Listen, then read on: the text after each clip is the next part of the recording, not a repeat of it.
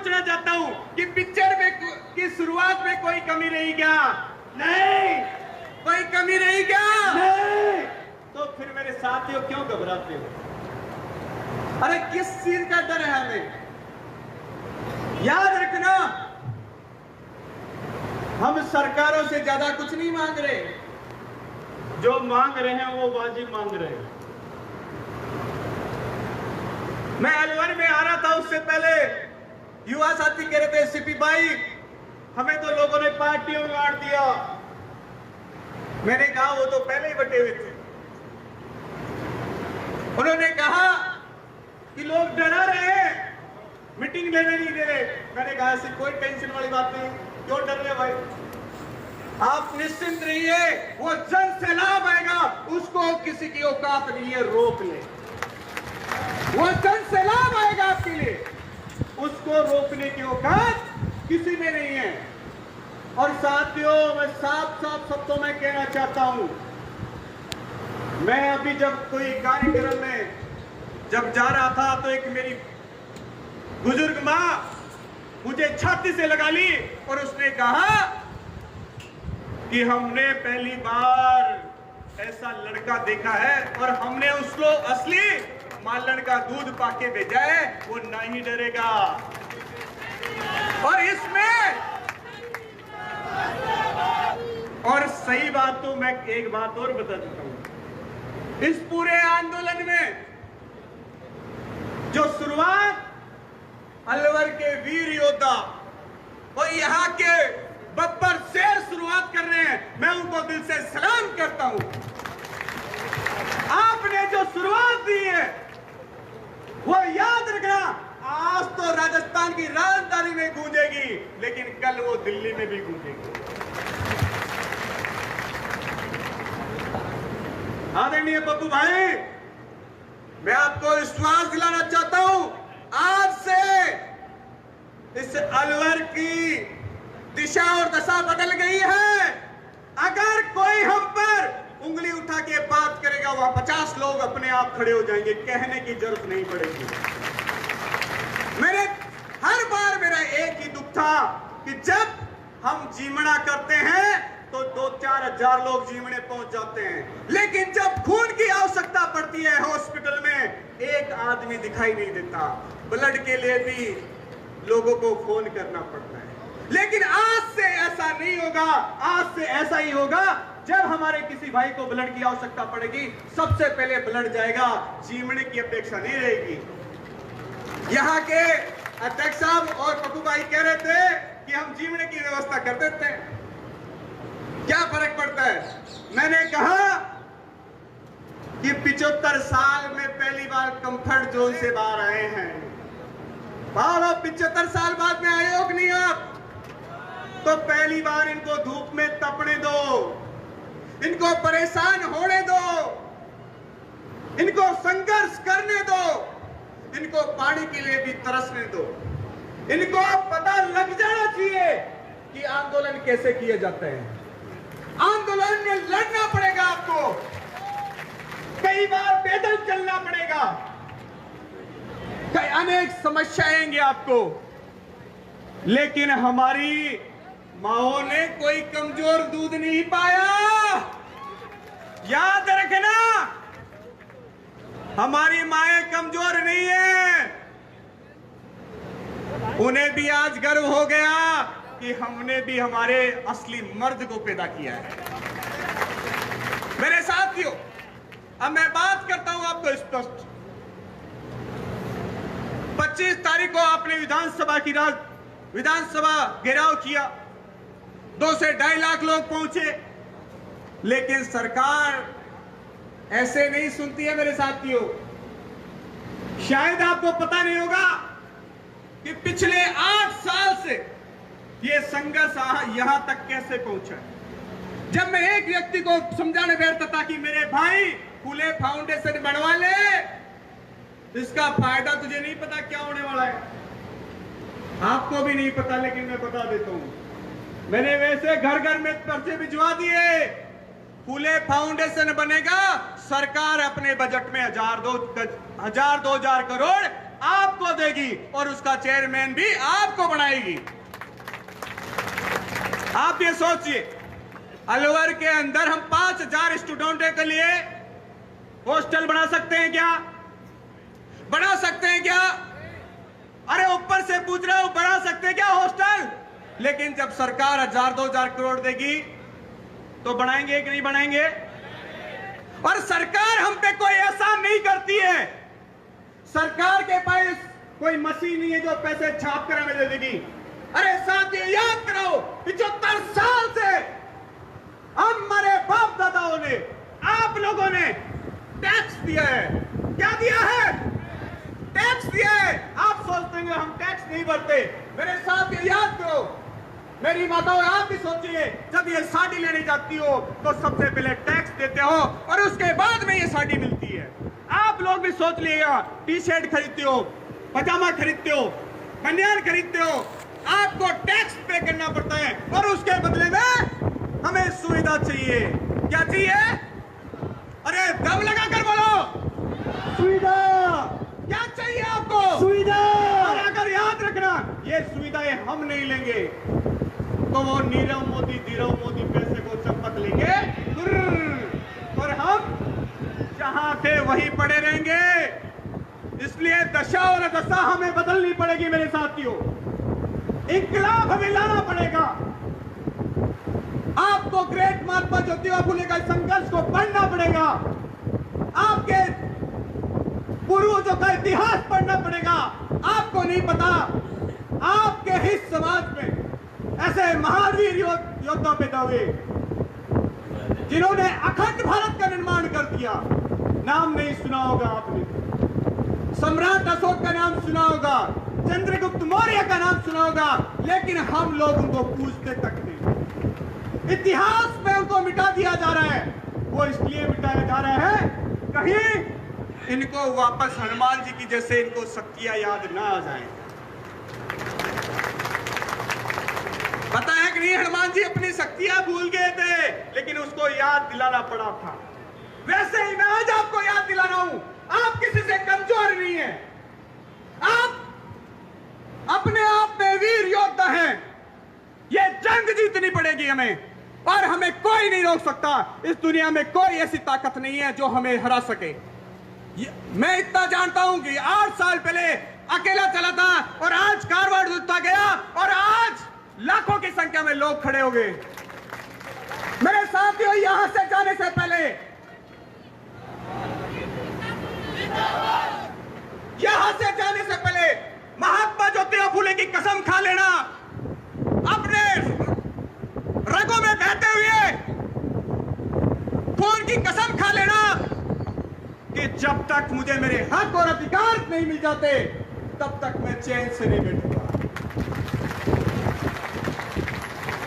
और आपको बैठना भी नहीं है मेरे साथियों। 75 साल से मैंने देखा है, मेरे लोगों को गोलियां मार दी जाती है घर में घुसकर। मैंने अब तक लगभग 150 आंदोलन कर दिए होंगे। 75 साल में देखा है, मेरी बहन बेटियों की इज्जत लूट ली जाती है, न्याय तक नहीं मिलता है। मैंने 75 साल में देखा है, मेरे लोगों की जमीनें हड़प ली जाती है। मैंने 75 साल में यह देखा है कि वो बेचारे 75 साल से जो आपके लिए, जो इन शहरों, जो लोग रहते हैं शहरों में, उनके लिए बढ़िया बढ़िया सब्जी लगाकर ठेले लगाते हैं, उनको प्रशासन लठ देकर भगा देता है। आज तक उनकी व्यवस्था ही हम नहीं कर सकते। अब हमें हमारा हक चाहिए। मैं आपसे पूछना चाहता हूं, हमें हमारा हक चाहिए या नहीं चाहिए? चाहिए। अधिकार चाहिए कि नहीं चाहिए? चाहिए। तो बुलंद आवाज से अपने आप को मजबूत कर लेना और कह देना घर वालों को कि जिंदगी एक बार मिलती है, पता नहीं कब किसकी मौत हो जाए। मेरे ऊपर तो कितने हमले हो चुके हैं, मैंने नहीं डरा, तो तुम क्यों डरते हो? तुम्हारे सबसे पहले सिपी भाई खड़ा है, और अगर मैं चला गया तो मेरे बाद में पप्पू प्रधान खड़ा है, याद रखना।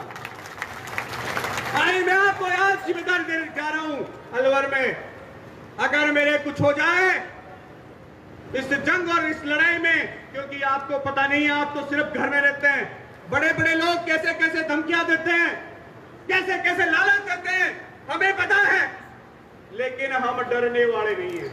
मैं भी एक मालन का खून हूं, इतना कमजोर नहीं हूं। और मेरी माताओं, आप याद रखना, आपने ऐसे बेटे को जन्म दिया है, वो गर्दन कटवा लेगा लेकिन आपके मान सम्मान को कभी झुकने नहीं देगा। मेरे साथियों, याद रखना, इस देश में हम अलग अलग प्रकार से बटे हुए हैं। इस देश में अलग अलग विभाजन हुए हैं। कोई हमें सैनी के नाम से जानता है, कोई हमें माली के नाम से जानता है, कोई कुशवाहा के नाम से जानता है, कोई रेड्डी के नाम से जानता है। बड़ा दुखी हो गया था मैं भी 2016 में कि इनका क्या किया जाए, लेकिन मुझे एक भगवान मिल गया और वो है महात्मा ज्योतिबा फुले, जिसने आज हमारे 1.5 करोड़ लोगों को ही नहीं, पूरे हिंदुस्तान के 25 करोड़ लोगों को एक जगह जोड़ दिया। मैं उनके 2 नारे लगाना चाहूंगा, मेरे साथ लगाइएगा, जय फूले, जय फूले। साथियों, ये डीएम साहब सोच रहे होंगे अलवर के कि आए तो बहुत सारे लोग थे, लेकिन आवाज मेरे कानों तक नहीं आई। याद रखें, कल उनके पास काम कराने जाओगे तो डीएम के बाहर ही खड़े रहोगे। वैसे ही आपने 75 साल से